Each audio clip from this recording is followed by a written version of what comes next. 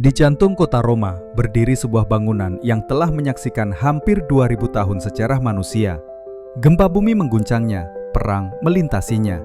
Batu-batunya dijarah, sebagian strukturnya runtuh.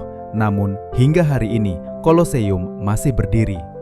Yang membuatnya luar biasa bukan hanya ukurannya atau kisah pertarungan gladiator di dalamnya. Yang membuat Koloseum benar-benar mengganggu logika modern adalah satu pertanyaan sederhana, yaitu bagaimana mungkin sebuah bangunan raksasa dibangun tanpa mesin modern, tanpa baja, tanpa komputer, justru mampu bertahan lebih lama daripada banyak bangunan modern?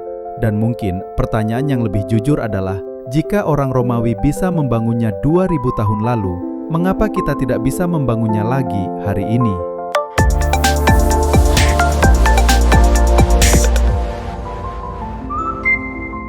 Pembangunan Koloseum dimulai pada tahun 72 Masehi, namun lokasi yang dipilih jauh dari kata ideal.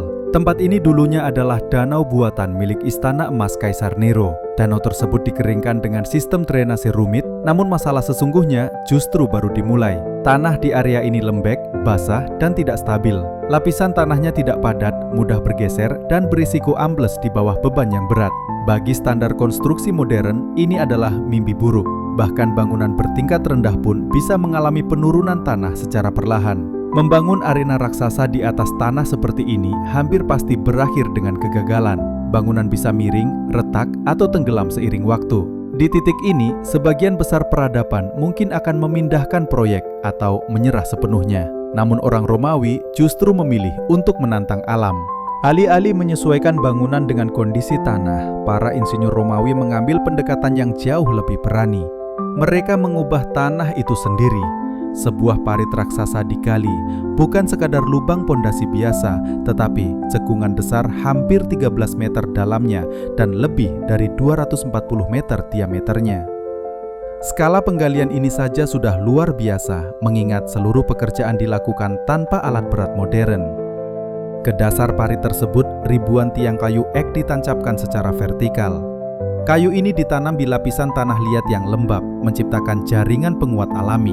Menariknya, kayu yang terendam dalam kondisi seperti ini justru tidak membusuk, melainkan mengeras seiring waktu. Di atas struktur kayu ini, orang Romawi menuangkan beton secara bertahap. Setiap lapisan dipadatkan dengan cermat, menghilangkan rongga udara yang bisa melemahkan struktur. Hasil akhirnya adalah sebuah slab beton masif setebal hingga 12 meter di beberapa bagian. Fondasi ini tidak hanya menopang bangunan, ia berfungsi sebagai peredam getaran, penyebar beban, dan pemisah antara struktur dan tanah yang tidak stabil. Orang Romawi tidak sekadar membangun di atas alam, mereka menciptakan fondasi geologis baru. Salah satu rahasia terbesar ketahanan Koloseum terletak pada material yang digunakan. Beton Romawi bukanlah beton seperti yang kita kenal hari ini. Campurannya terdiri dari kapur, air, agregat, dan abu vulkanik yang disebut pozzolana. Abu ini berasal dari wilayah vulkanik di sekitar Napoli, namun kekuatan sejati beton Romawi tidak hanya terletak pada bahan, melainkan pada cara pembuatannya. Orang Romawi menggunakan teknik yang kini dikenal sebagai hot mixing. Kapur mentah dimasukkan langsung ke dalam campuran tanpa proses pendinginan terlebih dahulu. Reaksi kimia yang terjadi menghasilkan panas ekstrim, menciptakan struktur mineral unik di dalam beton. Untuk waktu yang lama, bintik-bintik putih di beton Romawi dianggap sebagai tanda pekerjaan ceroboh. Namun penelitian modern justru menemukan sebaliknya. Ketika retakan mikro muncul, air masuk ke dalam beton dan bereaksi dengan partikel kapur tersebut. Proses ini menghasilkan kristal kalsium karbonat yang secara perlahan menutup retakan. Dengan kata lain, beton ini memperbaiki dirinya sendiri. Sementara beton modern perlahan melemah akibat air dan waktu, beton Romawi justru menggunakan air sebagai bagian dari kekuatannya. Ia bukan material pasif, ia bereaksi, ia hidup. Di titik ini, kita mulai melihat perbedaan mendasar antara dunia kuno dan dunia modern.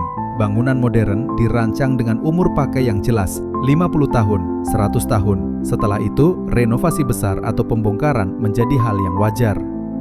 Orang Romawi berpikir dengan cara yang berbeda. Mereka membangun dengan asumsi bahwa bangunan ini akan terus diuji oleh waktu, cuaca, dan bencana. Bukan untuk satu generasi, tetapi untuk masa depan yang bahkan tidak akan mereka saksikan. Bagi mereka, waktu bukan musuh yang harus dilawan. Waktu adalah bagian dari proses penguatan. Koloseum bukan sekedar arena hiburan, ia adalah pernyataan tentang cara berpikir jangka panjang. Secara visual, Koloseum tampak berat dan masif. Namun secara struktural, bangunan ini justru ringan dan efisien.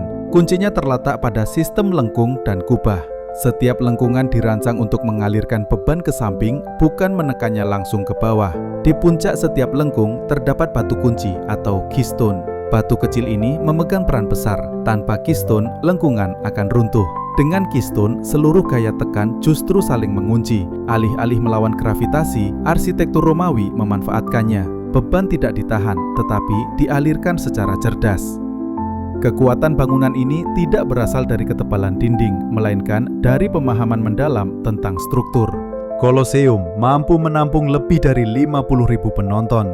Namun, tantangan sebenarnya bukan hanya menampung mereka, melainkan mengatur pergerakan manusia dalam jumlah sebesar itu. Solusinya adalah sistem yang dikenal sebagai vomitoria, lorong-lorong yang dirancang untuk mengarahkan arus manusia secara satu arah. Setiap pintu masuk diberi nomor, setiap kelompok sosial memiliki jalur tersendiri. Desain ini menghindari pertemuan arus berlawanan dan mencegah kepadatan berbahaya. Menurut perhitungan modern, seluruh Koloseum bisa dikosongkan hanya dalam 10 hingga 15 menit. Jika sistem ini terasa familiar, itu karena stadion modern masih menggunakannya hingga hari ini. Membangun Koloseum bukan hanya soal teknik bangunan, tetapi juga soal organisasi dalam skala kekaisaran. Batu travertin diambil dari Tivoli, puluhan kilometer dari Roma. Untuk mengangkutnya, jalan khusus dibangun dan sungai dimanfaatkan sebagai jalur logistik. Material diangkut dengan kereta, rakit, dan tenaga hewan. Semuanya terkoordinasi dengan presisi. Puluhan ribu pekerja terlibat, mulai dari pemahat batu, insinyur, tukang kayu, hingga buruh angkut. Pekerjaan dibagi ke dalam beberapa zona dan tahap, memungkinkan konstruksi berjalan paralel. Dan hasilnya adalah sesuatu yang nyaris tak masuk akal. Sebuah bangunan kolosal yang selesai hanya dalam waktu sekitar 8 tahun. Di atas kepala para penonton, terdapat sistem lain yang tak kalah mengagumkan. Velarium, kanopi raksasa dari kain, tali, dan tiang kayu. Sistem ini dirancang untuk melindungi penonton dari panas matahari dan hujan. Velarium dioperasikan oleh para pelaut Romawi yang terbiasa mengatur layar kapal. Mereka memahami angin, ketegangan tali, dan keseimbangan struktur. Kanopi ini tidak hanya memberi naungan, tetapi juga menciptakan sirkulasi udara alami yang membantu mendinginkan arena. Sebuah solusi pasif yang cerdas, jauh sebelum konsep pendinginan modern dikenal. Dengan semua teknologi modern yang kita miliki, membangun Koloseum seharusnya menjadi lebih mudah. Namun kenyataannya tidak demikian. Beton modern tidak memiliki kemampuan memperbaiki diri. Material alami seperti travertin sangat mahal dan sulit diperoleh dalam jumlah besar. Tenaga kerja manual dalam skala seperti ini juga tidak lagi etis maupun realistis. Dan yang paling mendasar, kita membangun untuk efisiensi jangka pendek, bukan untuk keabadian. Bukan karena kita kurang pintar, tetapi karena kita memilih cara yang berbeda. Koloseum bukan sekedar peninggalan masa lalu, ia adalah pelajaran tentang kesabaran, visi, dan keberanian berpikir jauh ke depan.